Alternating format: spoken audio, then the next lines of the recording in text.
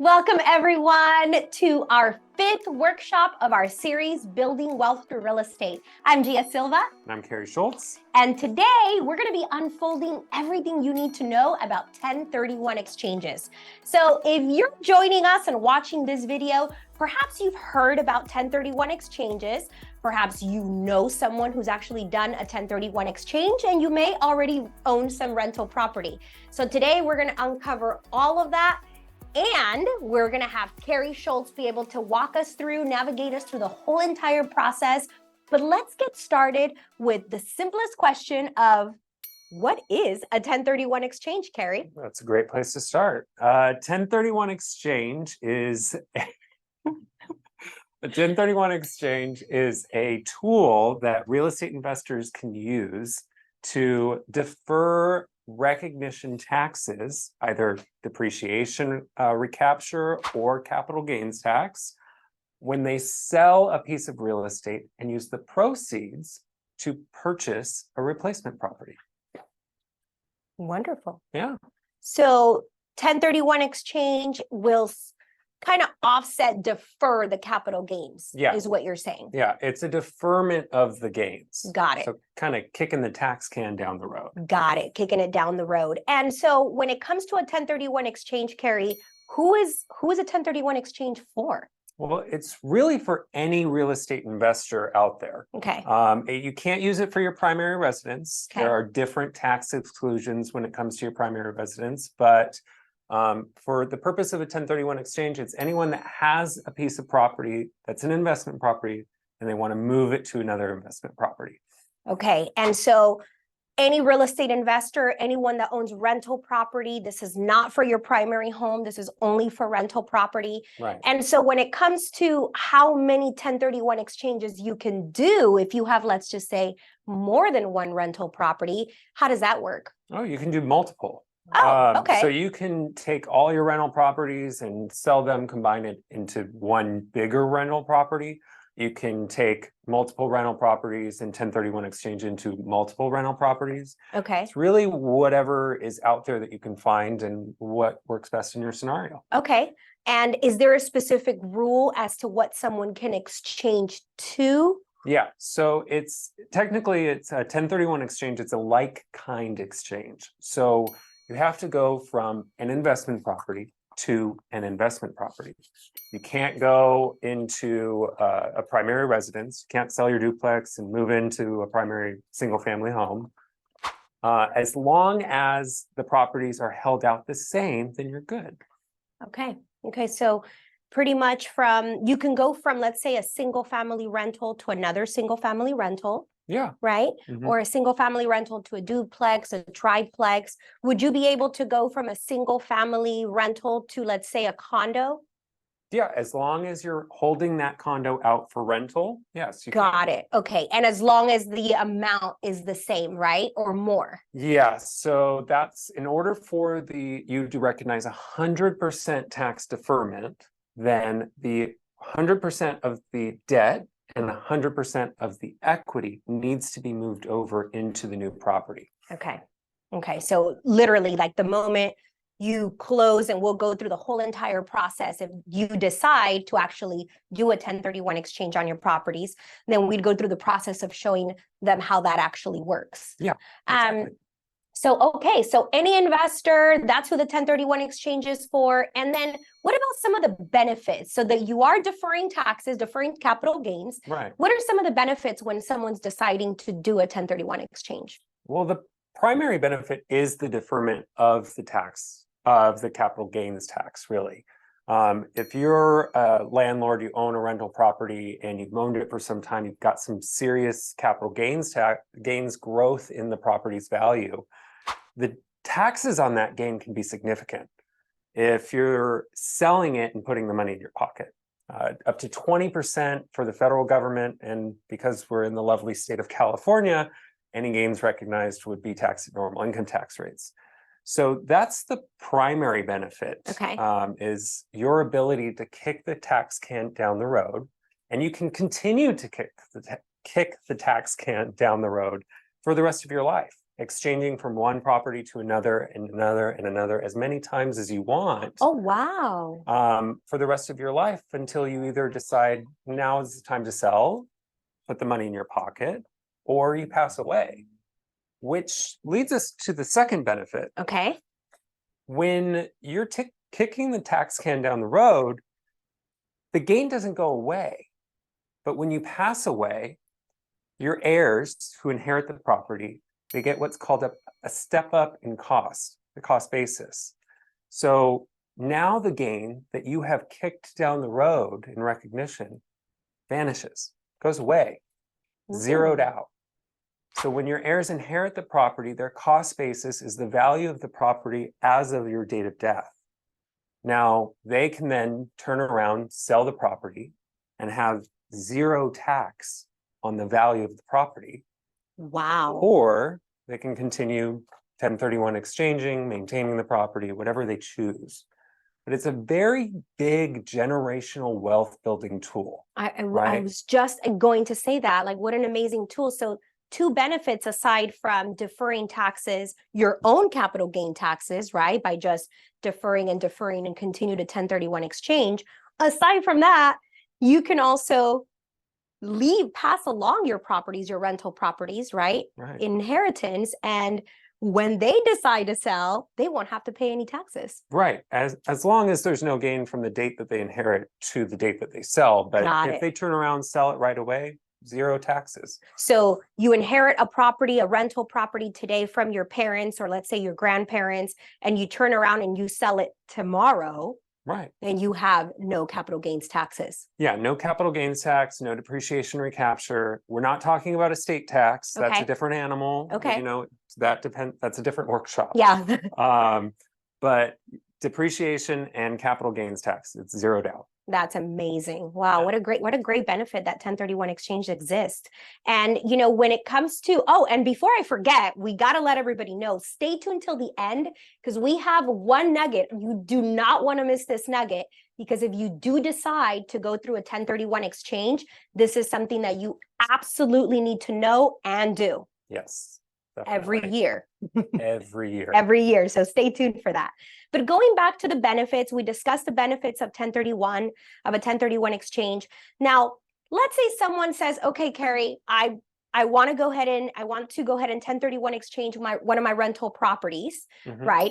What does that process look like the moment that they decide to actually do it? Yeah, so it's an involved process. There are time constraints, and you need to pay attention to those. In the handout we gave out, we've got a nifty little picture up top that we pulled off the internet that basically just describes the process once you're in the exchange. Now, it's important to understand that there is steps that need to be taken before this, right? So the very first step that you should be taking when you're trying to decide if you should 1031 exchange is meeting with your team, right? Your tax preparer, your real estate agent, your financial advisor. Meeting with these people and getting on the same page is what's going to ensure that the 1031 exchange is successful for you, right? Your tax preparer is going to be able to tell you what doing a 1031 exchange will save you in taxes. Your real estate agent is going to be able to tell you what your property's worth, and if in the current real estate market, you're able to find another replacement property in the time allotted. That's right. And then your financial advisor will be able to tell you if a 1031 exchange really fits in with your financial plan, and if you're done being an active manager in a real estate investment, maybe alternatives that you can go into. Okay. Yeah. Okay. So once you've met with your team and you're all on the same page, you've decided that this is the right move for you, that's when you can go up to this picture and really walk through the process. So in the picture, we've got, you list your property for sale, you sell your property.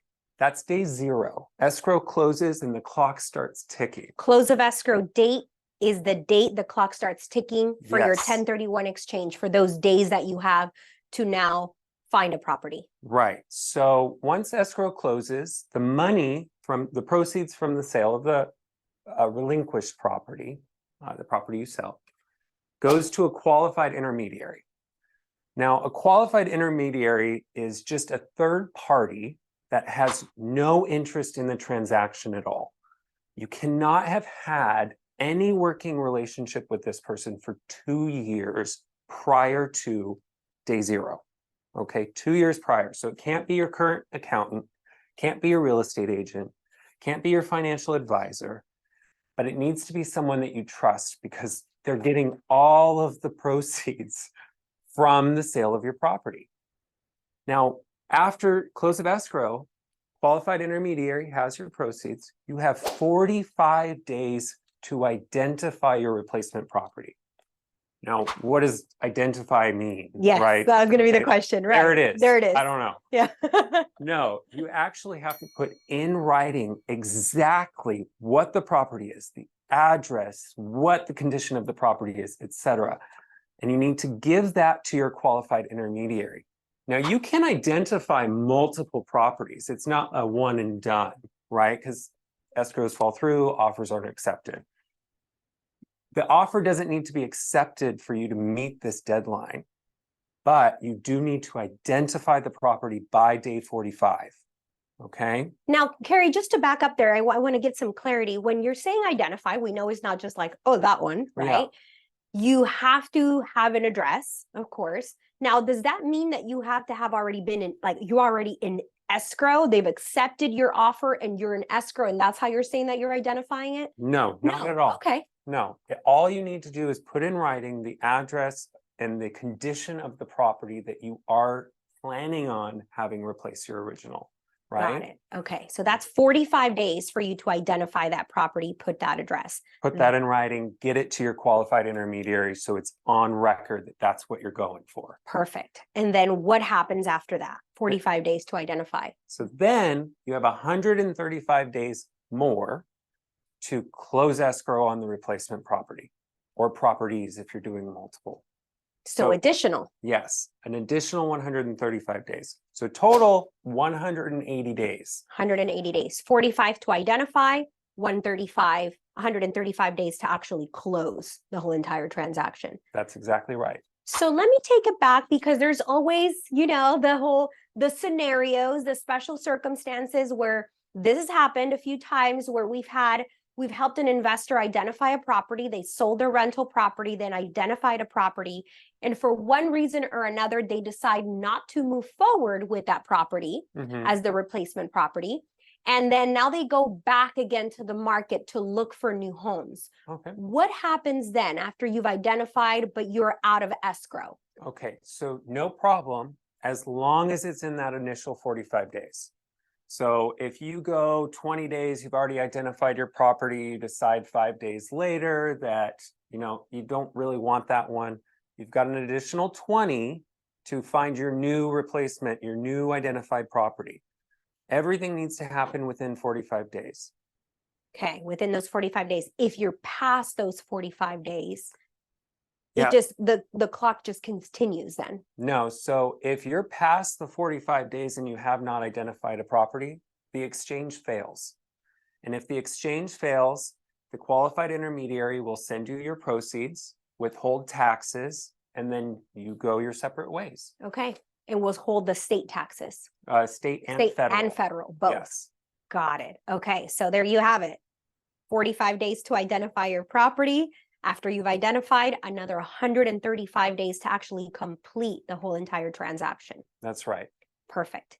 Now, I know there's different scenarios, and we'll go back to like specific circumstances, but what happens after that? Now you have 135 days to close out the escrow, right? So if anything happens within those 135 days, Carrie, that where something falls out of escrow, the exchange again has failed. That's correct. Got it. So it's not like it restarts again. No. It has failed because you didn't identify those within the first 45 days is what you're saying. You didn't identify and you didn't close within 180. And you didn't close. Okay. Now, I know that there's going to be questions, right? Like, is there any way to go around that? No. No. There is no way around that. You have 180 days. That's why it's so important for you to get on the same page with your team, right? Yeah. Because if you're in a market where you're not going to be able to find a replacement property and your real estate agent knows that, then you should really think twice about doing a 1031 exchange. Yeah. If you're in a market where things are moving fast and there's properties out there for you to go and find and do the 1031 exchange, great. Get on the same page with your team so you ensure that the exchange doesn't fail and you don't get hit with a huge tax bill. Absolutely. And also, even before deciding whether a 1031 exchange is for you, it's important to just even to realize, like, do I want to continue being a landlord? Right? Yeah. Because doing a 1031 exchange and continuing to just exchange into more rental properties it's going to help you defer capital gains, but it's still going to have you continue being a landlord. So that's one of the biggest questions, right? Right. Yeah. So there's a way around that. Okay. You can exchange from a physical property like a duplex into what's called a DST. It's a Delaware statutory trust. And a DST is a collection of real estate that's managed professionally, and you're an investor. That qualifies for a 1031 exchange. Your tax preparer and your financial advisor are going to be very, very important in those instances because there's rules around the amount of debt, the amount of equity, what the offering is, et cetera. So it's an option for those people that don't want to do active management anymore. That don't want to be a landlord and that don't want the landlord duties, pretty much. Exactly. So that sounds like it's going to be a whole nother workshop just to talk about Delaware statutory trust, right? Definitely. In case you do want to defer the capital gains of your rental properties, but are not really looking to continue being a landlord. Right. Yeah. Okay. Well, I think that covers a whole lot of just who is it for, the process, the benefits of a 1031 exchange. What are some examples that we have, like, that we can think of, because we've helped quite a bit of numerous clients, help them sell their rental property and do a 1031 exchange. Before we get into a straight 1031 exchange, Carrie, I know that it was maybe a few months ago where we helped someone do a partial 1031 exchange. And how does that work? What is a partial 1031 exchange? So a partial 1031 would be, like in our example, the client we helped she was living in one unit, renting out the other, right? She didn't want to be a landlord anymore. And she just wanted to buy a primary residence. She was just going to sell it, pocket the cash, and go her way. We explained to her, though, that because of the depreciation she's taken on the property and the gains that have accumulated in the property, that she was going to be hit with a massive tax bill. It was going to be a huge, So instead of just selling the property and going her own way with a primary residence, we decided to split the property. So she has the portion of the property that's her primary residence and the portion of the property that's the rental. The rental, we did a 1031 exchange into a new property. The primary residence, she took her cash and she was able to take care of some things that she needed to take care of. That's right. And she saw zero tax liability from it because not only did she do the 1031 exchange avoiding the tax on the rental, she also fell within the exclusion for the primary residence. So there was no tax there. That's fantastic. And so to make sure that I understood that correctly, a partial 1031 exchange usually happens when someone has been living in a property that they actually rent. So a duplex, a triplex, like multifamily, right? Right, exactly. It is their primary residence, but a portion of that property they're renting out. Right. So it's not only their primary, but it's also a rental property. Exactly. So when they decide to sell, when Heidi, in this case, our client, decided to finally sell, we helped her do a partial 1031 exchange where she was able to exchange part of that into another rental property. And the part of her primary residence, she was able to now use that to purchase another property that would be her primary home. Right, exactly. And so she was able to pretty much defer the tax, avoid the capital gains, and I just spoke with her. She's doing great. I'm glad. So that's a great example of someone that has been living. We see a lot of that, a lot of people who have been house hacking and have been living in a multifamily property that they also rent. Yeah, and the important part there that you're going to want to reach out to your tax guy again, because when you purchase the property and you start depreciating it, your tax guy is going to assign a portion of the value that's the rental and a proportion that's your primary residence, right? And so those same ratios need to be moved over to a new property if you're going to live in the property again, or they come into play when you're just moving over a portion of the property. And that is so important before you're making a decision, right, on what to do. Because as someone comes to you and says, okay, Carrie, what's going to be my tax liability? Right. Right. When you actually see that number in front of you, that's going to play a big factor on the decisions you're going to make, Oh, right? yeah, definitely. Whether you're going to go, okay, no, I should probably 1031, or like a lot of people that I have where they're just done and they're like, I'm just going to take the money, pay the taxes, right? And just take my money. But once they realize what the actual tax implication is, they kind of think it over again, right? No one wants to give Uncle Sam all their money. Absolutely not. No, I know, I know. So yeah. So what's another example of just a straight 1031? That was a partial one that we helped Heidi with. What about just a straight 1031 for perhaps maybe another type of property? Yeah, sure. Okay, so you could think of like a duplex. Yeah. Right? Duplex, let's value it at $1 million. Someone has $1 million duplex, they owe $500,000 on the property. And they want to exchange it into $1.5 million property. They sell the first property, they move over all of the proceeds and make sure that they take on the same amount of debt. So 500,000 moves over to the new property. And then whatever's left over, they can either come out of pocket for, or they can increase the debt load. That's completely fine. Ah, okay. So let's go back there. So if someone is selling a rental property, they do a 1031 exchange, but they had a loan on it, right? That they had to pay a mortgage. You're saying that when they purchase the new property, right, it needs to be the same or more, right? In debt. So that means they would have to take, in this case, if they had a mortgage balance of that initial rental property of 500,000, then they would have to have that same mortgage amount on that next replacement property. Right. And the same amount of equity has to move over as well. You can't take funds from the property. So in our example, we went up in value. If you go down in value, that means that you're either reducing the debt load or taking out equity from the home. Anything that you take out of the property is going to be taxed at capital gains tax rates.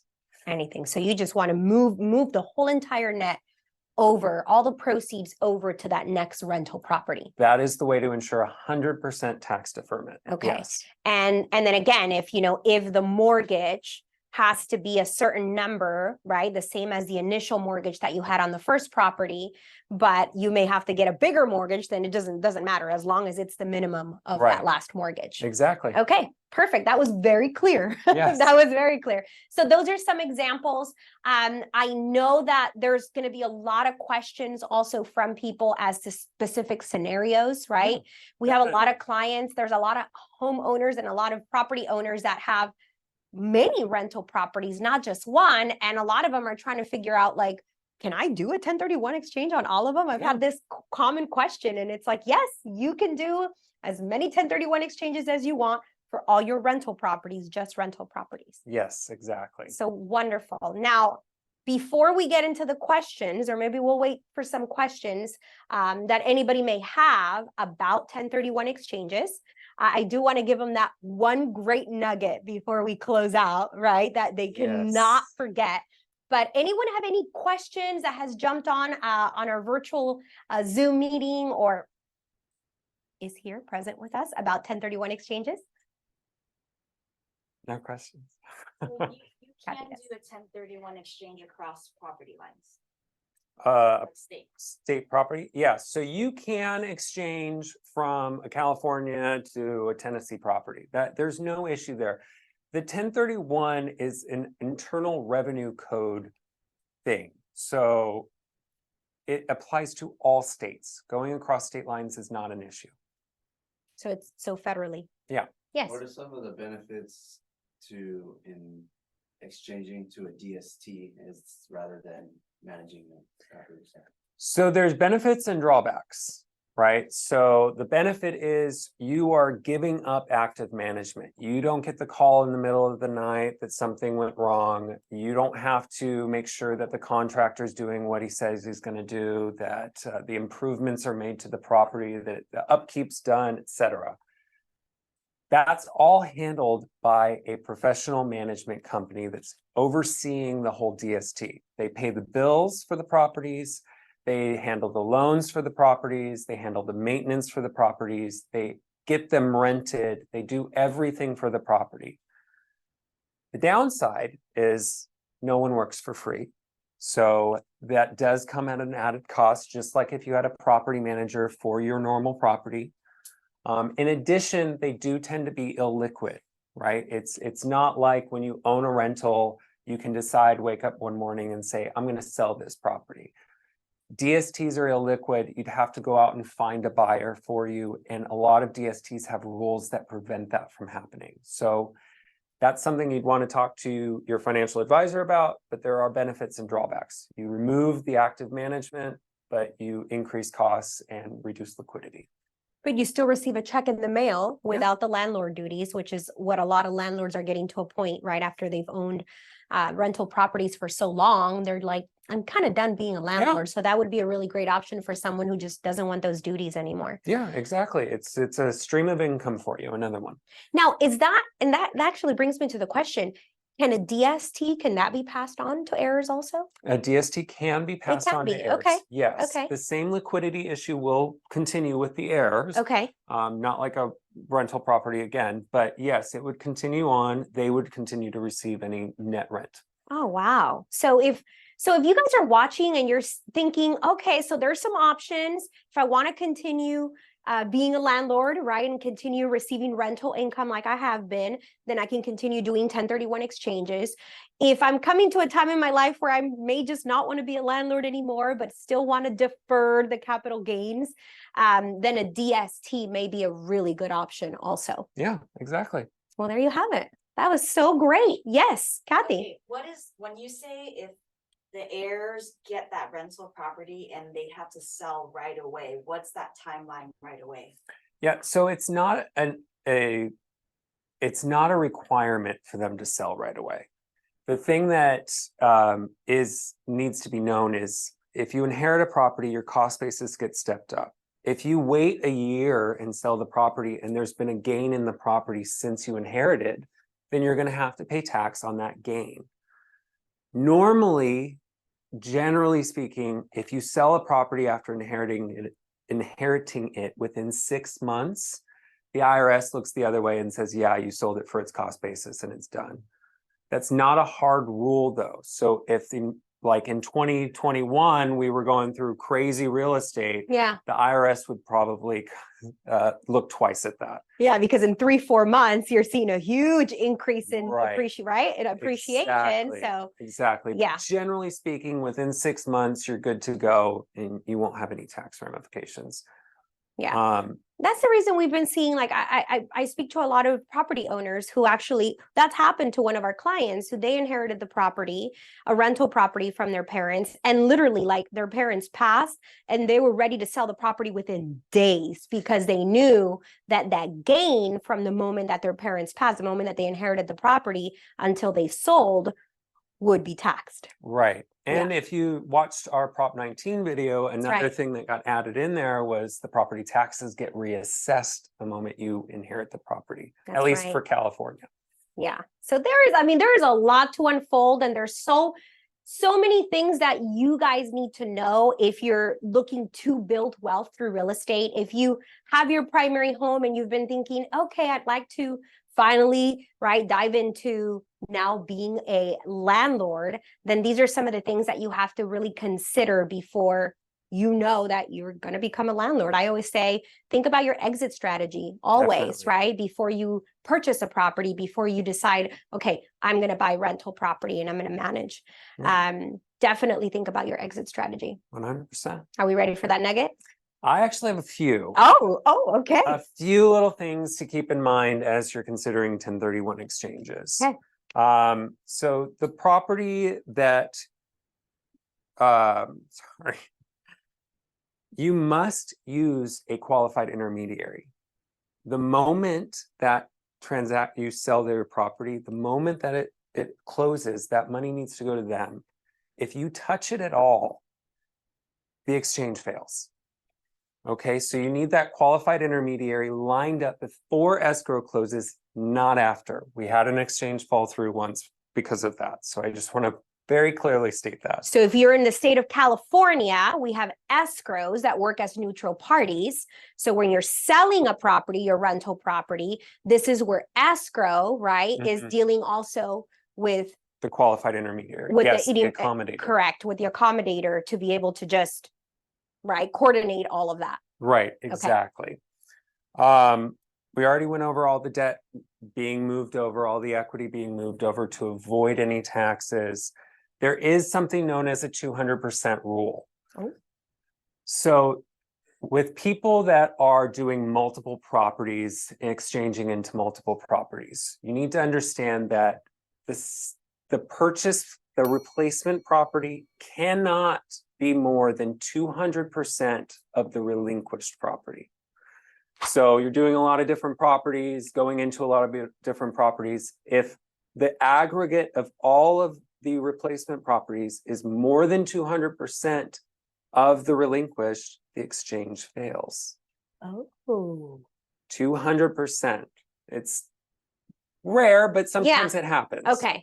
Especially if you're thinking doing across state lines, the way to change that and to address that is, let's say you're selling a duplex, it's $1 million, you can exchange into multiple properties. So it doesn't have to be 1 for 1, 2 for 2. You can do any mix match. 2 properties, each 500,000. Right, exactly. Right? Okay. That is okay. That is fine. Yeah. 2 million. Yes, exactly. Correct. Exactly. Yes. Yeah. Yeah. So as long as you're not exceeding the 2 million mark for that 1 million property in our example. So there's that example. Million, not exceeding Can't the go 2 over million. 2 million. Got it. Perfect. And then the last little nugget, at least for the people in California that are considering exchanging. Yes. You need to make sure that every single year your tax preparer is filing the FTB 383. I don't want to get this right. 3840. It'll be on screen. FTB 3840. There you go. Yes, every single year. Recently, California instituted this law. It allows them to track where the gain goes. So if the property is ever sold at a later date without an exchange, they can send you a tax bill. So if your tax preparer does not file the form every year, you will get a tax bill saying, hey, you owe us for the gain that was recognized. It creates a headache. You have to contest it, etc. Just file the form every year. Make sure you tell your accountant to file the form. If you're doing a 1031 exchange, file it every single year. That's exactly right. What a great nugget. Okay, so there you have it. Everything you need to know about 1031 exchanges. Carrie, that was fantastic. Thank you so much. You guys know that we're here to just bring as much education to keep you informed about making any moves so that you are building wealth through real estate. So if you have any questions, you know how to reach us. If you found this video insightful, helpful, make sure you subscribe, you like, and comment below, and contact us if you have any questions. Have a great one. Bye-bye.